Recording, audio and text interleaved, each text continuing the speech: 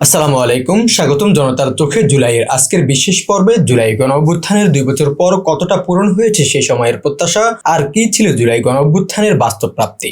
আর যেই বিষয়টি তুলনামূলকভাবে আলোচনায় কম এসেছে সেটি হলো জুলাই গণঅভ্যুত্থানে কওমি মাদ্রাসার শিক্ষার্থীদের ভূমিকা ও অবদান। এই বিষয় নিয়ে আজ আমাদের সাথে কথা বলবেন আমাদের সম্মানিত অতিথি হেফাজতে ইসলাম বাংলাদেশ পল্টন জোনের প্রচার সম্পাদক গাজী আহমেদ আবদুল্লাহ মুসা। গাজী আহমেদ আবদুল্লাহ মুসা, আপনাকে স্বাগতম আমাদের স্টুডিওতে। ধন্যবাদ। সর্বপ্রথম ধন্যবাদ জানাই লিডিং নিউজকে এবং পাশাপাশি আপনাকে ধন্যবাদ জানাই। আমি আমার আলোচনা শুরু করার আগে আমি স্মরণ করতে চাই 2024-এর জুলাইয়ের সকল শহীদদের। জুলাই গণঅভ্যুত্থানে 2 বছর পূর্ণ হয়েছে। প্রথমে জানতে চাই, আপনি এই গণঅভ্যুত্থানকে বাংলাদেশের ইতিহাসে কিভাবে মূল্যায়ন করেন? আপনার প্রশ্ন সুন্দর প্রশ্ন। আমি ব্যক্তিগতভাবে জুলাই গণ অভ্যুত্থানকে কিভাবে আমি বাংলাদেশে মানে আপনি যে প্রশ্নটা করছেন, আসলে দেখেন বাংলাদেশের যে বিষয়টা, আপনার মূল্যায়নের বিষয়টা আপনি বলতেছেন, যদি জুলাইয়ের মাধ্যমে আপনার অভ্যুত্থানের মাধ্যমে যদি সরকার পতন না হইতো, মানে সরকার প্রেস্টিজ হাসিনা সরকার যদি পতন না হতো, তাহলে কিন্তু আমাদের আজকের যে বাক স্বাধীনতার যে বিষয়টা এবং কথা বলার এবং মাঠে কাজ করার যে বিষয়টা, এটা কিন্তু হতো না। যদি সমঝোতার মাধ্যমে যদি সরকার রদবদল হতো, তাহলে দেখা যেত আওয়ামী লীগের যে একটা শক্তি, আওয়ামী লীগের যে একটা শক্তি ওইটা থাকতো পিছনে, তখন আমাদের দেশের আগের মতোই একটা চলাফেরা করতে হতো, আগের মতো কথা বলতে হতো, আগের মতো একটা ভয় ভীতি ভিতরে কাজ করতো। তার জন্য আমি মনে করি যে বাংলাদেশের একটা এই মুক্তিযুদ্ধের পরে 71-এর পরে আমাদের বাংলাদেশ যে পূর্ণ আবার একটা প্রাণ ফিরে পেয়েছে এবং একটা স্বাধীনতা ফিরে পেয়েছে, এটা হলো জুলাই।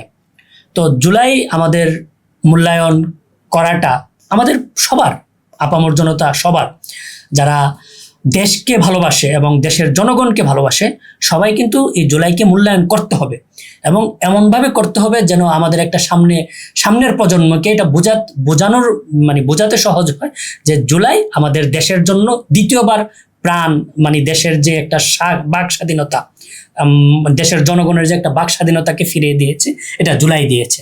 এর জন্য জুলাইকে আমাদের প্রত্যেকটা মহলে, প্রত্যেকটা সেক্টরে জুলাইকে মূল্যায়ন করতে হবে।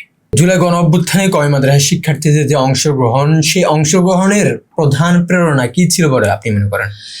আসলে দেখেন, আমরা কওমি মাদ্রাসার ছাত্ররা, কওমি মাদ্রাসার যারা শিক্ষার্থী, তারা কিন্তু অতীত থেকেই শেখ হাসিনা সরকারের জুলুমের শিকার।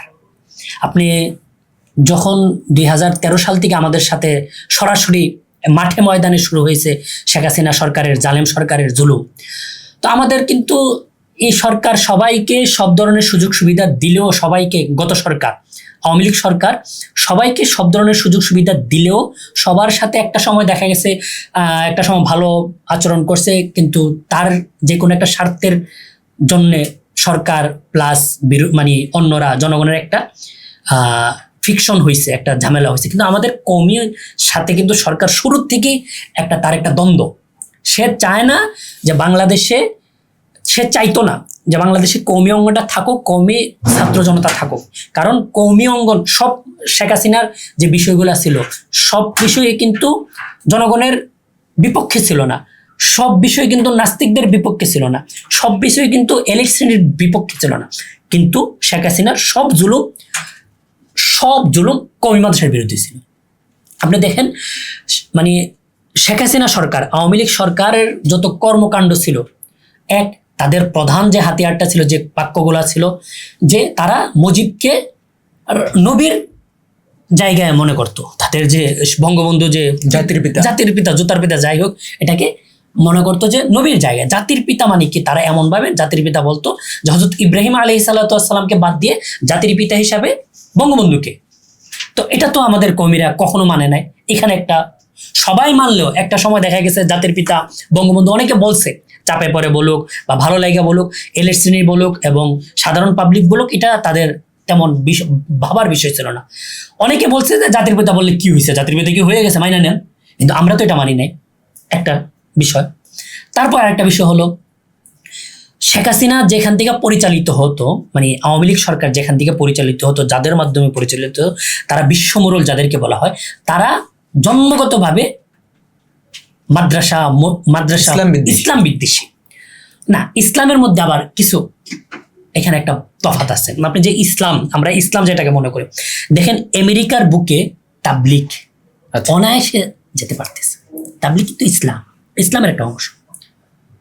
আপনি পৃথিবীর যে কোনো প্রান্তে দেখেন তাবলিগ আছে, এবং শেখ হাসিনা কিন্তু তাবলিগের প্রতি তার ভালো একটা আগ্রহ ছিল। তার বাবা যে মুজিব, সে কিন্তু কাকরাইলের ভালো অবদান রাখছে, টঙ্গী ময়দানে ভালো অবদান রাখছে।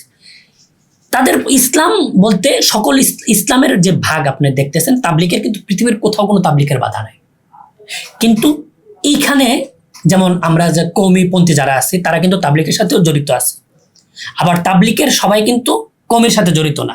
তো আমাদের সাথে যে শেখ হাসিনার যে দুশ্মনীটা ছিল, আওয়ামী লীগ সরকারের যে বিরোধিতাটা ছিল, আমরা তাদেরকে যারা চালাইতো বিশ্বমোড়ল আমেরিকা অথবা মানে যারা ইসলাম বিদ্বেষী, তাদের সাথে আমাদের কিন্তু মিল ছিল না। তারা আমাদেরকে মনে করতো বিশ্বের বুকে, যেমন আমাদের আন্দোলনগুলা, আমাদের প্রত্যেকটা আন্দোলনকে পৃথিবীর বুকে দেখাইছে জঙ্গি আন্দোলন।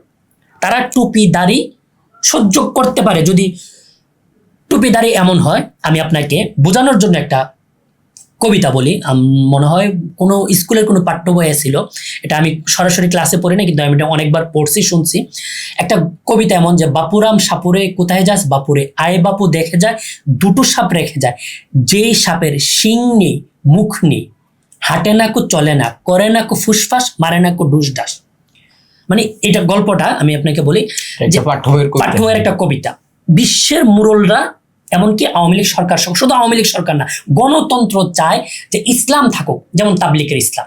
তারা কিন্তু তাদের টুপি আছে, দাঁড়িয়ে আছে, আল্লাহর দিনের দাওয়াত দিচ্ছে, তাসবিহ পড়তেছে, কিন্তু তারা আজ পর্যন্ত গণতন্ত্র এবং যারা মানে বিশ্বে যেটা চায় ইসলাম বিরোধী কাজের বিরোধিতা দাঁড়ায় না।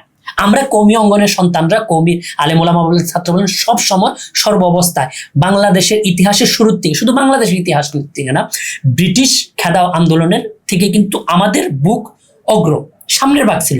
আমরা সবসময় নেতৃত্বের জায়গা থাকি, আমরা শহীদ হই, জীবন দিই, এটা সরকার পছন্দ করতো না। তো আমরা এই ক্ষেত্রে কিন্তু জুলাই যারা শহীদ হয়েছে, জুলাইতে যারা অংশগ্রহণ করেছে, তারা কিন্তু এই 2024 এসে ঢালাওভাবে জুলুম থেকে রক্ষা পাওয়ার জন্য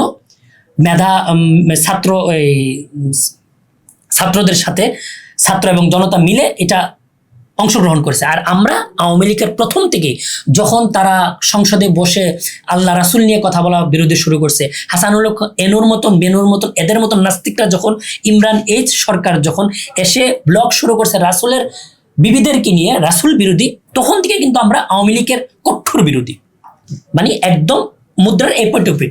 আমরা 2013 থেকে না, তারও আগের থেকে কিন্তু আওয়ামী লীগের বিরুদ্ধে একটা, সবসময় আপনি দেখেন ইতিহাসটা খেয়াল করে দেখেন, 2013 থেকে শুরু করে প্রত্যেক বছর এই মাথা ও মাথা আমাদের একটা, তাদের আওয়ামী লীগ বিরুদ্ধে একটা আন্দোলন থাকতো। আমাদের অনেক শহীদ হইতো, অনেক আহত হইতো, অনেকে জেল কারাবরণ করছে। তো আমাদের এই কওমি মাদ্রাসার চাওয়া ছিল যে এই জালেম সরকার, এই স্বৈরাচার সরকার, এই নাস্তিক সরকার এই দেশের মাটির থেকে হটুক এবং ভালো একটা শাসক বসুক। এই যে জুলাই গণ অভ্যুত্থান হয়ে গেল, জুলাই গণ অভ্যুত্থানে কওমি মাদ্রাসার শিক্ষার্থীদের অসংখ্য অবদান ছিল। এই অবদানকে, কওমি মাদ্রাসার শিক্ষার্থীদের অবদানকে যথাযথভাবে জাতীয় পর্যায়ে মূল্যায়ন করা হচ্ছে কিনা, আর যদি না করা হয় তার কারণ কি বলে আপনি মনে করেন? আমাদের কওমি মাদ্রাসার অবদান জাতীয়ভাবে মূল্যায়ন করা কোনোভাবে হচ্ছে না।